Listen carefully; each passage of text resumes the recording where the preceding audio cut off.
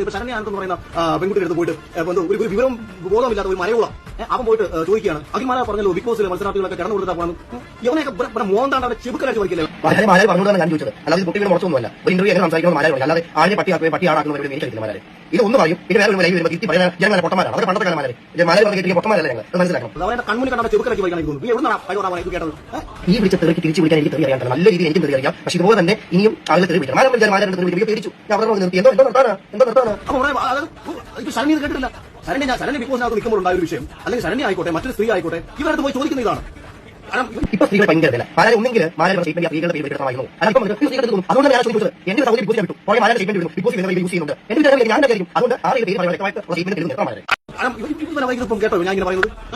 കേട്ടതുകൊണ്ടാണ് പറഞ്ഞത്. ഈ അടുത്ത മാധ്യമ പ്രവർത്തകർ കോപ്പാലിന്റെ മാധ്യമ പ്രവർത്തനം മൊബൈൽ മൊബൈലും പിടിച്ചാൽ ചിലമാർ ഉള്ളതുകൊണ്ടാണ് മാലാരി നിൽക്കുന്നത്. അല്ലാതെ മാലാരി ഒരു പട്ടിക്കുഞ്ഞു പോലും മൈൻഡ് ഞാൻ പറഞ്ഞത് നിങ്ങൾ എന്നെ ഏറ്റവും മോശക്കാരായി ചിത്രീകരിച്ചുള്ളൂ. യാതൊരു പ്രശ്നമില്ല.